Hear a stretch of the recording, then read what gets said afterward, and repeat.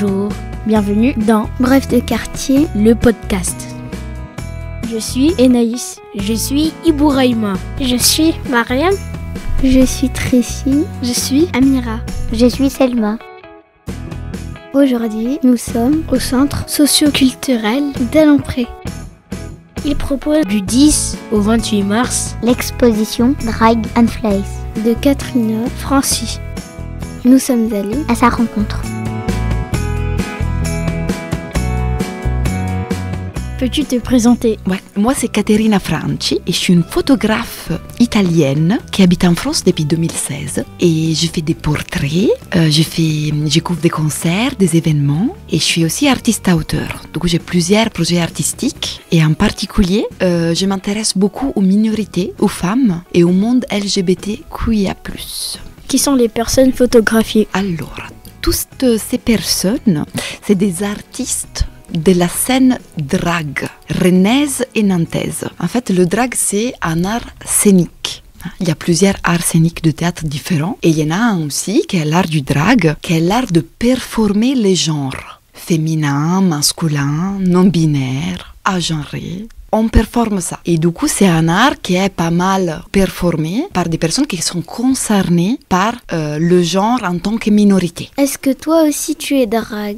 Alors, pas du tout. Je suis très mal à l'aise sur la scène. Je suis timide en fait. J'aime pas être en face de trop de monde. C'est bien pour ça que je suis derrière la caméra, suivant. J'adore ça. Et du coup, non, je fais pas de théâtre, je fais pas de spectacle. Et j'ai jamais fait du drag de toute ma vie. Mais par contre, j'admire beaucoup toutes ces personnes qui se mettent en scène, qui créent des œuvres artistiques sur le théâtre. Qu'as-tu voulu exprimer à travers les photos de cette exposition? On va dire qu'il y a deux corps centraux de mon travail. Un, c'est vraiment, en fait, la photographie de scène, de spectacle, c'est ma passion depuis toujours.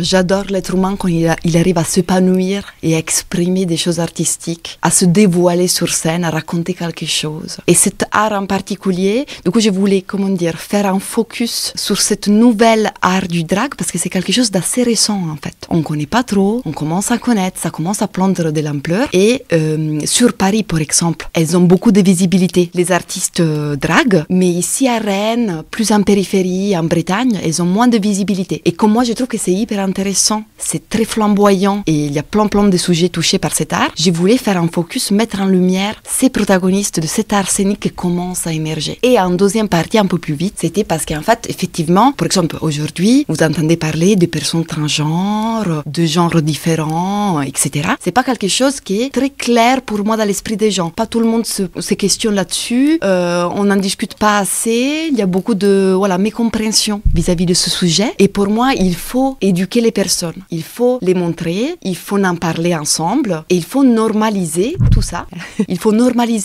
Et la photographie, c'est un billet qui me permet, du coup, que ça fasse moins peur, qu'on puisse voir ce que c'est, qu'on puisse en parler ensemble, en discuter et accepter ces personnes, même si elles ne fonctionnent pas comme nous. Comment les personnes ont été choisies? Dans ce cas-là, c'est pas vraiment moi qui a choisi la personne, dans le sens que j'ai assisté en tant que photographe à des spectacles différents. J'étais pas au courant forcément de qu'est-ce qu'ils allaient mettre en scène. Et surtout, moi, je ne sais pas trop qu'est-ce que je vais prendre en photo. À chaque fois, c'est un peu un mystère. Parce que c'est pas moi qui gère le modèle, c'est pas moi qui gère la lumière. Je découvre le spectacle en même temps que le public et je prends des photos selon ma sensibilité. Du coup, on va dire que c'est plutôt après coup, quand je regarde toutes mes photos. Et c'est là que, par rapport à ma sensibilité, je vais choisir les photos qui pour moi ont plus d'impact ou représentent certaines catégories de personnes ou parlent de certaines thématiques et du coup sont intéressantes pour celles-là. Il y a différents critères, mais on va dire que du coup, c'est plutôt un choix qui va être fait a posteriori. Comment les photos ont été prises et quand ont-elles été prises? Moi, je suis photographe. Du coup, ça a été pris avec une caméra photographique, une Canon. Je ne sais pas si vous connaissez un peu les différentes marques de caméras. C'est un très grand appareil, très professionnel, très lourd aussi,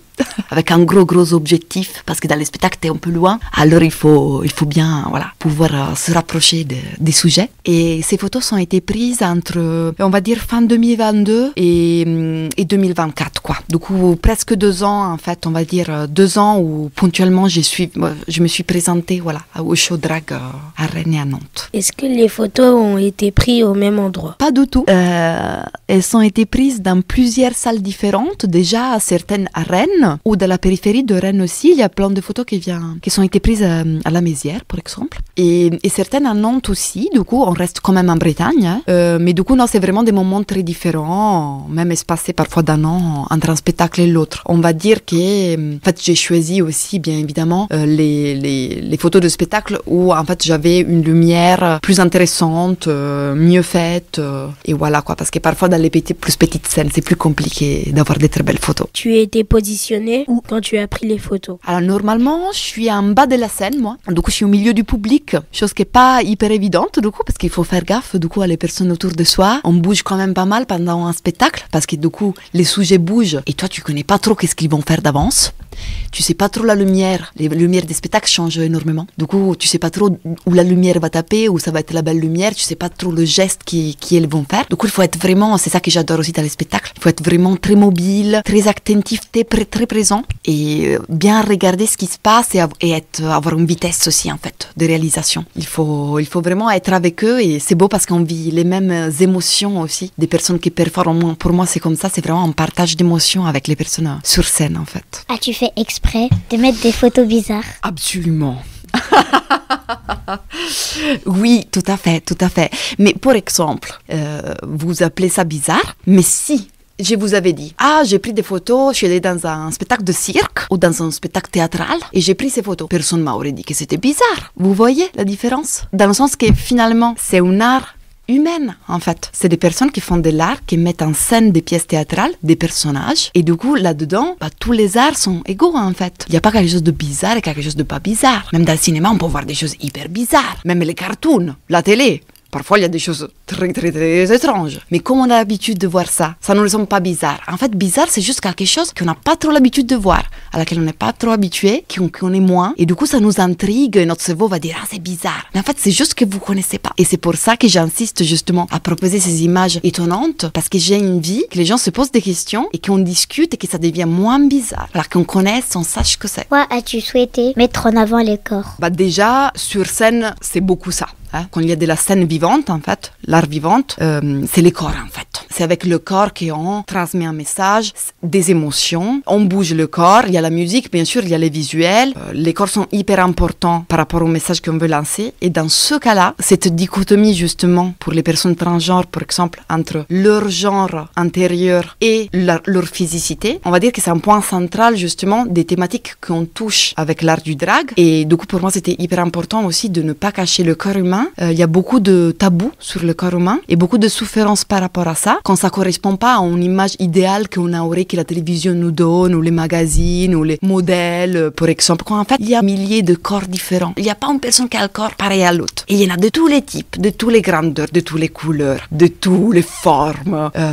Et en fait, il y a beaucoup de standardisation dans notre société, je trouve. Et c'est très dommage, ça crée beaucoup de souffrance. Et pour moi, ça serait trop bien de pouvoir chacun accepter son corps comme il est, sans porter préjugés aux autres, parce qu'ils ont des corps différents. Ou alors, ils ne se retrouvent pas dans leur corps. Voilà, c'est un sujet très sensible. Et pour moi, voilà, il faut plus de bienveillance, plus de douceur et plus d'acceptation de nos corps avec tous leurs petits défauts, leurs différences. Voilà, comprendre ça, quoi. Je pense que ça ferait du bien à tout le monde, en fait, pas qu'aux personnes ou minorités de genre, en fait. Notamment les femmes. Les femmes souffrent beaucoup de cette image très forte, très stéréotypée, de la super meuf, super belle et tout ça. On n'est pas tous comme ça et pourtant on est très belle quand même. Comment as-tu fait pour que l'on pense que tes photos sont des peintures? Alors déjà, merci beaucoup parce que c'est un très beau compliment.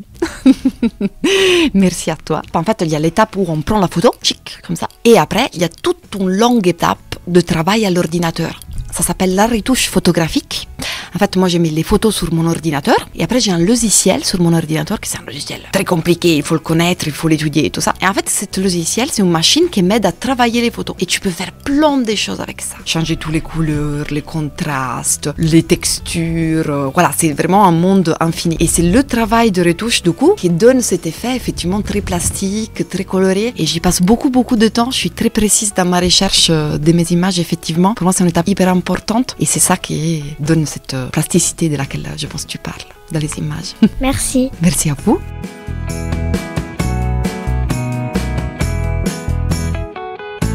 Merci pour votre écoute. À bientôt Pour un nouvel épisode de Bref de quartier, Le podcast.